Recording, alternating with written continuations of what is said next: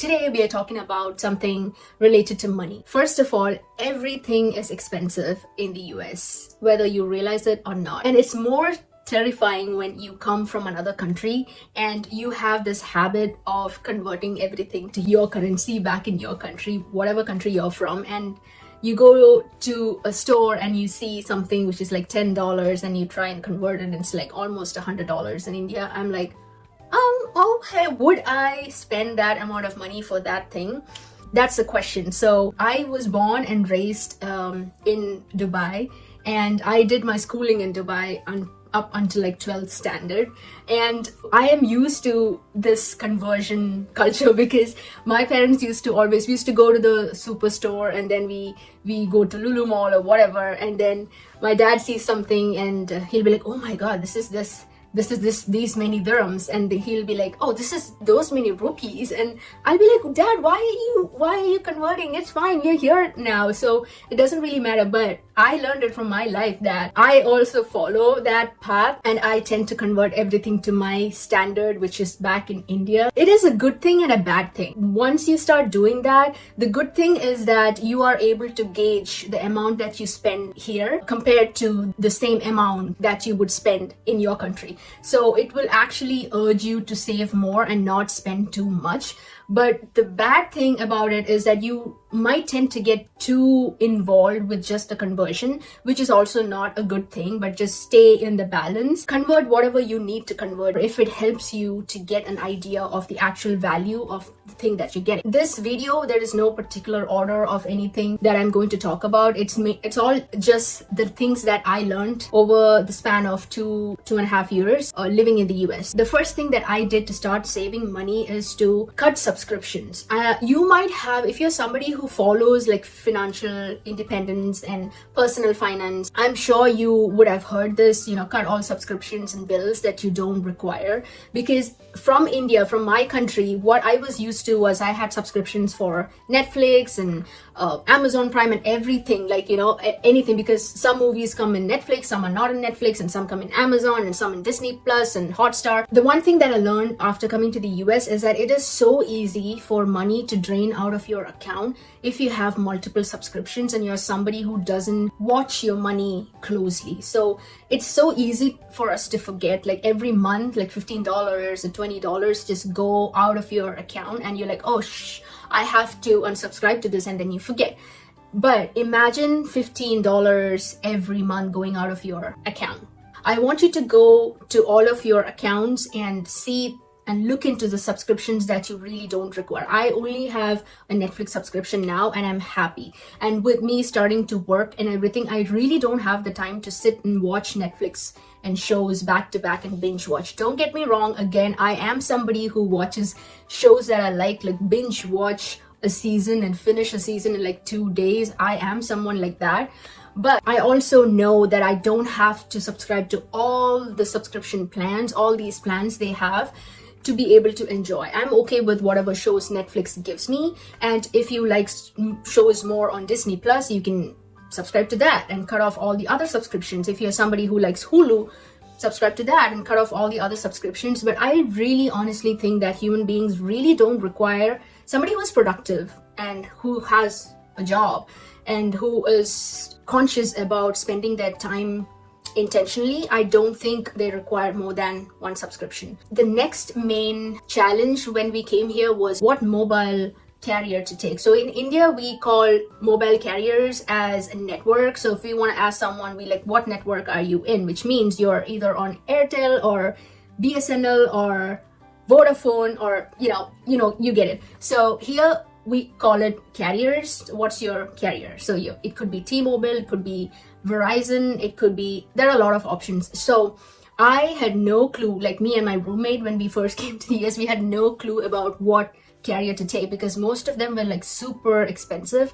And there are also options for you to, if you say you are a group of 5 friends, and you want to take a line and then you want to split up, then you might be able to get something cheaper. But if you are like a single person who is trying to get a connection, it might get really expensive because some of the options out there for unlimited data, you need to pay them $50 dollars, like up to $50 or even more. That was one major challenge, and that's something that you need. So for the longest time, I was with a carrier. I'm not gonna say what carrier, but again, in our channel, the people and the company or all that doesn't matter. The message matters. So that's why I'm not taking on any names or anything. So I had a 3 GB subscription for $15, but once I started working, the 3 GB that I got was like nuts. Like, it doesn't work because I use it for like 3 days and it's gone, and I'm paying $15 for that. And let me tell you, $15 is still less compared to all the other options out there,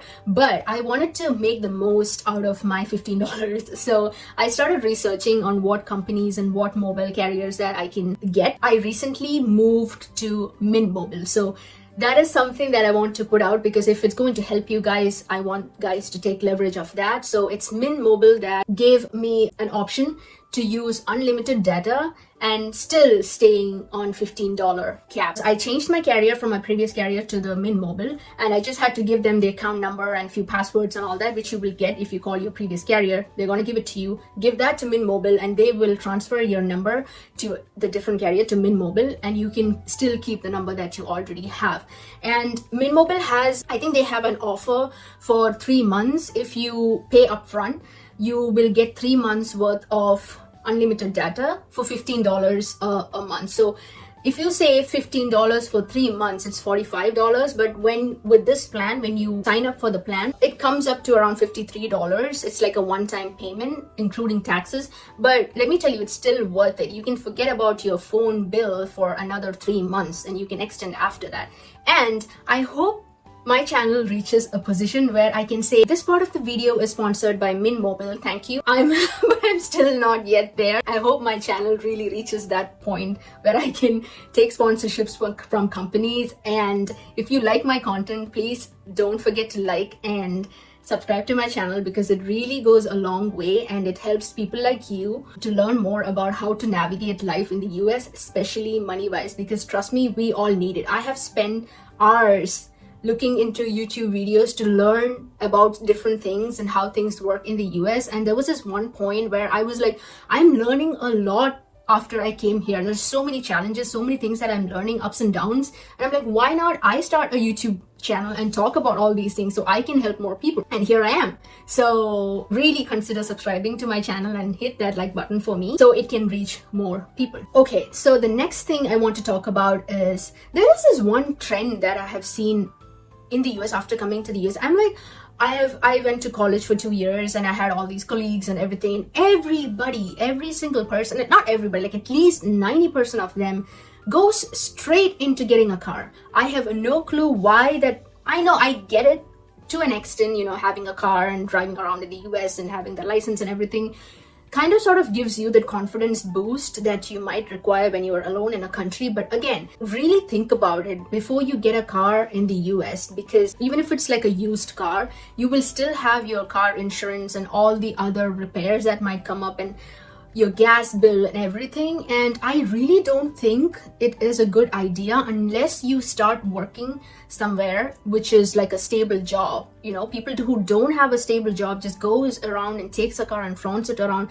I just don't feel anything when I see that. I am someone who judges people based on their values in life. I don't want to lie to you guys saying that, hey, I don't judge anyone. I don't judge anyone based off of their situations or anything, but I do judge people based off of the decisions that they can make in their life and when they're not making it. So ignorance is something that I can't stand. So really, if you're trying to impress me with a car and I know that you don't have a real job, I wouldn't be looking at you with admiration. But I will most likely like someone who doesn't have a car, who's chosen to not get a car and put all that money and save all that money, put all that money into a high interest saving account. I would love that person, because that person I consider as someone who has it all, who's gotten the idea of life and money and purpose. So that's one thing. This is not to say that I'm against getting cars. I might get a car in the future. I have a license. I have driven a car in India for like almost 3 years. I know how to drive. I've just not gotten into getting a license and driving. It's much easier to drive in the US. It's really easy to drive cars in the US because you have all these rules in place and it's so spacious. And if you should be really dumb to get into a car accident in the US. If you're careful enough, I don't think you'll really end up in accidents. So it is a safe place to get your car out. But again, if it's not time for you to get a car, please don't get a car and put yourself in a position that will stop you from saving money and getting settled faster. The purpose of saving money is to eventually give you the freedom to have options to do things the way you want to do it. So when you have 6 months of your emergency fund set up, you have that peace of mind that even if you lose your job the next day or next week, you're not in a position to take up the first option that comes your way because you are desperate for money and you want the money now. I want to urge you guys to think for your future self and really love your future self more so that you are in peace with yourself and your money matters, because it's really easy to go bankrupt in the US because everything is pricey. And one, if you don't have an emergency fund set up, every month when you get your salary, I would urge you to put a certain amount of money into a high interest savings account. If you want me to talk more about high interest savings account, I can make another video. If you have to get a root canal, the amount of money that's going to drain off of you is insane, even if it's like a small filling. I'm talking because I am working with the dentistry field here, so I know how much everything costs. Anything related to health is super expensive here, so just be mindful of all that. And this is not for you guys to think that you shouldn't have fun. You should have fun. I myself is a party person. I love partying. At least not like how I used to before, but I still love partying. I still love to go to good restaurants and spend quality time with the people that I love and people that love me. And I don't mind spending money there. At least I know I'm investing my money and my time and my energy and my effort into something that's valuable. And that's something that you have to keep in mind. Like I mentioned in my previous video about toxic friends, do not waste your time nurturing relationships that are really not relationships. By relationships, I mean friendships and other relationships. So just be mindful of your money. It's really easy to settle down in the US and be smart with money. So there are so many options that you have that you can save your money on, you can put into your retirement fund and everything. I want you guys to look into all that and let me know what you think, because I think this is something that nobody talks about. At least international trained people, when they come here, they don't really talk about that. And that is an actual struggle that people actually go through. So I wanted to be upfront about it and talk to you guys about it. Let me know what you think. I'll see you guys in the next video.